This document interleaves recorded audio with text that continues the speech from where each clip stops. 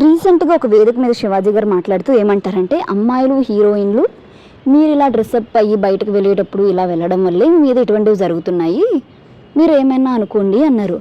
ఏమైనా అనుకునే స్వేచ్ఛ ఇచ్చారు, అభిప్రాయ స్వేచ్ఛ అయినా ఇచ్చారు. మనకు ఒక అభిప్రాయం ఉంది అనుకునే లోపు మీరు ఏమైనా అనుకుంటే లాగి పీగుతా అన్నారనమాట. అంటే మనకు ఒక అభిప్రాయం ఉండకూడదు. మన మీద ఏమైనా జరిగినప్పుడు ఒక విక్టిమ్ని ఏమైనా అంటుంటే విక్టిమ్కి ఒక అభిప్రాయం ఉండకూడదు. ఇంకా ఈయన ఏ పదాలు వాడారంటే దరిద్రపు మండులు, సామాన్లు అనే పదాలు వాడారనమాట.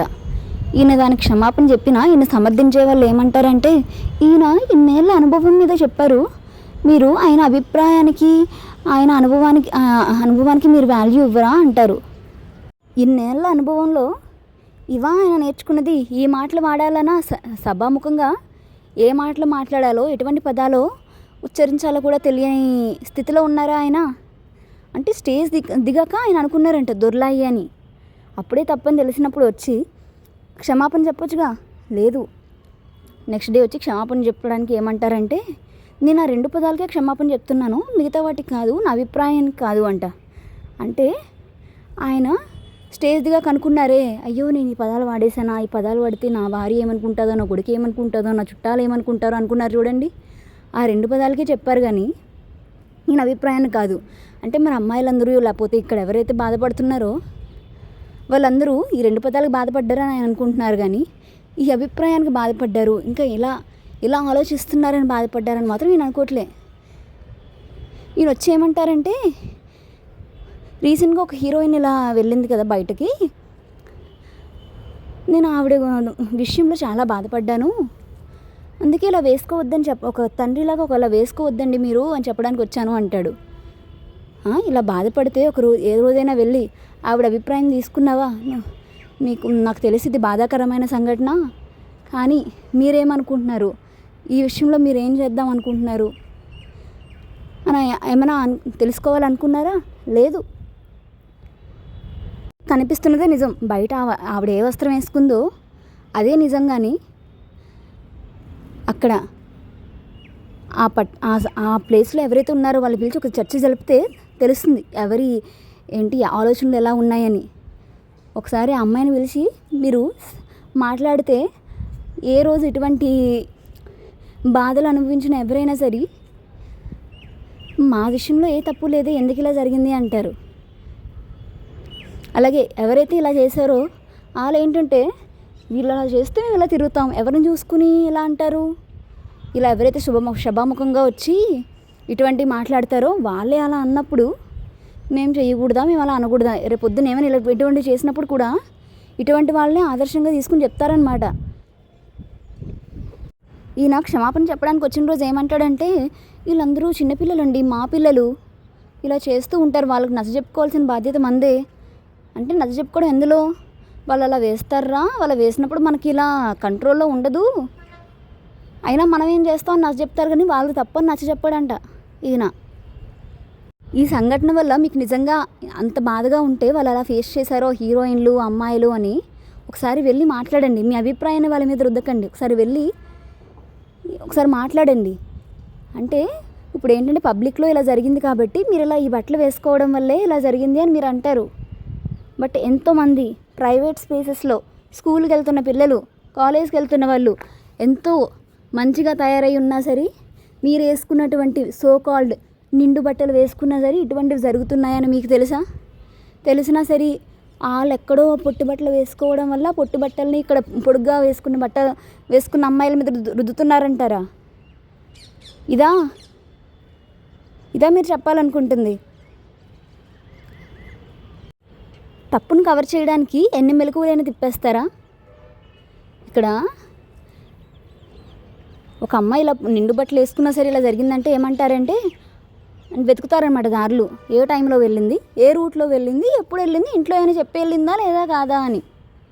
అంతేగాని ఎప్పుడూ ఒక బ్లేమ్ని విక్టిమ్ మీద బ్లేమ్ షిఫ్ట్ చేయడమే కానీ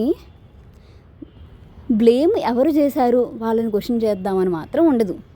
క్వశ్చన్ చేస్తే వాళ్ళు ఏమంటారు, వీళ్ళు ఇలా వేసుకున్నారు కాబట్టి, వీళ్ళు ఆ టైంలో ఇలా తిరిగారు కాబట్టి అంటారు.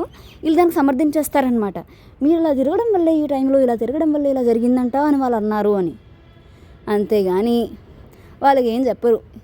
ఈ పెద్ద మనుషులు, ఈ సో కాల్డ్ ఇన్నేళ్ళు ఇండస్ట్రీలో ఏవేవో సినిమాలు చేస్తూ అప్పుడు రాని క్వశ్చన్లు ఇప్పుడు వేస్తూ ఉన్నారే ఈ సో కాల్డ్ పెద్ద మనుషులు, ఈయనకు సమర్థిస్తూ ఉన్నారే, వీళ్ళకి ఈ క్వశ్చన్స్ తట్టవు. ఎందుకంటే మేబీ వీళ్ళు వాటిని సమర్థిస్తున్నారు కాబట్టి ఇలా ఇటువంటివి జరుగుతూ ఉన్నాయి. ఇప్పుడు ఇంతకుముందు వీళ్ళు చేసినప్పుడు లేనిది ఇప్పుడు వీళ్ళు చేసినప్పుడు, ఎందుకంటే ఈయన మీద అంత గౌరవం ఉండేది. మాట బయటకు మాట్లాడక ముందు మాట మెదిపితే కదా తెలిసేది క్యారెక్టర్ ఏంటో. బిగ్ బాస్లో చూసాం. అప్పుడు పోనీలే అనుకుని చాలామంది వదిలేశారు కూడా. అప్పట్లో ఎందుకు ట్రిగర్ అవ్వలేదని ఇప్పుడు చాలామంది అడుగుతున్నారు. అప్పట్లో ఎంతమంది ట్రిగర్ అయ్యి ఎంతమంది రైట్ చేశారో ఆ సిచ్యువేషన్ అయిపోగానే అందరూ మర్చిపోతారనమాట. అప్పట్లో ఎందుకు రైట్ చేయలేదని అడుగుతారు. అప్పట్లో రైట్ చేసిన వాళ్ళు ఉన్నారు. సామాను అని చెప్పేసి ఇప్పుడు ఈయన మాట్లాడితేనే వచ్చిందా, సాంగ్ రిలీజ్ అయినప్పుడు లేదా ఒక సాంగ్లో వాడారు అన్నారు. సాంగ్లో వాడినప్పుడు కూడా రైట్ చేసిన వాళ్ళు ఉన్నారు. మీకు ఆ ఫీడ్లో వచ్చిందో లేదో, ఫీడ్లో వచ్చినా సరే ఇప్పుడు ఇలా క్వశ్చన్ చేయాలి కాబట్టి చేస్తున్నారు. నేను వెతికి పెడతాను ఆ వీడియోలు. ఎవరైనా రైట్ చేసి ఉంటే, నాకు గుర్తుండి చాలామంది రైట్ చేశారు. మీరు ఎవరైనా రైట్ చేసి ఉంటే ఇష్యూ మీద చెప్పండి. ఇప్పుడు ఏంటంటే మీరు అప్పుడు ఎందుకు రైట్ చేయలేదు ఇప్పుడు ఎందుకు రైట్ చేస్తున్నారని సిచ్యువేషన్ హైలైట్ అయినప్పుడే కదా రైట్ చేస్తారు. అంతేగాని అప్పుడు ఎందుకు రైట్ చేయాలి ఇప్పుడు ఎందుకు రైట్ చేశారని, అంతేగాని అలా ఆబ్జెక్టిఫికేషన్ చేయడం తప్పు అని మాత్రం అనట్లేదు. ఈయన్ని సమర్థించడం కోసం ఇప్పుడు ఈయనే కనిపించారా, వాళ్ళెవరూ కనిపించలేదా అంటే సందర్భం అంటూ ఉంటుంది. ఈయన ఒక సందర్భాన్ని క్రియేట్ చేసుకుని కూడా మరీ మాట్లాడాడే. రీసెంట్గా ఈయన ఉమెన్ కమిషన్ ఏదో హాజరయ్యి వచ్చారు. హాజరయ్యి వచ్చాక ఏమంటారంటే, నేను ఏ రోజైనా అన్నానా, చీరలే కట్టుకుని ఉండమన్నానా, ఇవన్నీ క్షమాపణ రోజు ఏమయ్యాయి, నేను సందర్భానికి తగ్గట్టు వేసుకుంటారు. గుడికి వెళ్ళినప్పుడు ఏం వేసుకోవాలో ఆడవాళ్ళకి తెలుసండి, మీరు చెప్పక్కర్లేదు. బయటకు వెళ్ళినప్పుడు ఏం వేసుకోవాలో ఆడవాళ్ళకి తెలుసు, మీరు ఏం చెప్పక్కర్లేదు. కొన్నిసార్లు సందర్భం అటు ఇటు అయినప్పుడు అటు ఇటు అవుతుంది. ఇప్పుడు ఏంటంటే మీరు ఏంటంటే ఒక కండిషన్ చేసేస్తారు, అమ్మాయిలు ఈ బట్టలే వేసుకోవాలని. ఇప్పుడు అంటారు మళ్ళీ ఇంత ఉమెన్ కమిషన్కి వెళ్ళి హాజరై వచ్చిన తర్వాత, నేను ఏ రీజనో అన్నానండి, చీరలు ఒకటే కట్టుకోమని అన్నానా, అదెలా సాధ్యమవుతుంది, మీరు సందర్భానికి తగ్గట్టు వేసుకుంటారు, అదే వేసుకోమని చెప్పాను, ఇందులో తప్పేముందండి, మంచి చెప్పినా తప్పేముందండి అన్నారు. అదే మాట మీరు ఆ రోజు అనుంటే బాగున్ను.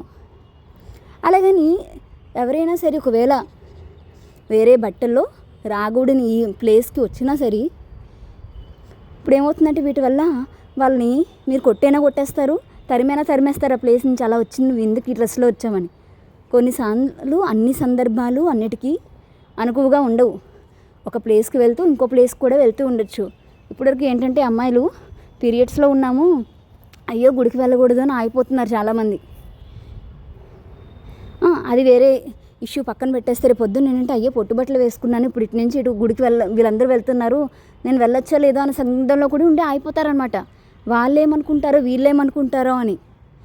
అప్పటికప్పుడు ఆ అమ్మాయి వెళ్ళి ఏ డ్రెస్ అంటే తెచ్చుకుంటుంది గుడికి వెళ్ళడానికి, చెప్పండి. అంటే అందరూ సందర్భానికి తగ్గట్టే రెడీ అవ్వాలనుకుంటారంట. సందర్భంలో అలా వెళ్తేనే బయట చూసిన వాళ్ళు కూడా పొగుడుతారు, ఓ ఎంత బాగా డ్రెస్అప్ అయ్యావమ్మా, పెళ్ళికి ఎంత బాగా వచ్చావమ్మా నువ్వు అంటారు. బట్ వేరే సిచ్యువేషన్ నుంచి వేరేలాగా హాజరై వస్తున్న వాళ్ళకు కూడా, అమ్మో నేను ఈ డ్రెస్లో ఉన్నాను, ఇప్పుడు చూసే వాళ్ళందరూ ఏమనుకుంటారో అన్న ఆలోచన మనం తెప్పిస్తున్నాం. అంటే వాళ్ళని ఆ ప్లేస్కి మనం అక్కడే రిస్ట్రిక్ట్ చేసేస్తున్నాం రాకున్నా. అంటే ఏమో రివర్స్లో వేరే క్లబ్స్కి వెళ్ళినా సరే, వేరే ఈవెంట్స్కి హాజరైనప్పుడు కూడా అప్లికబుల్ అవుతుంది. సందర్భానికి తగ్గట్టు ప్రతిసారి నడుచుకోవాలంటే కుదరదు కదండి.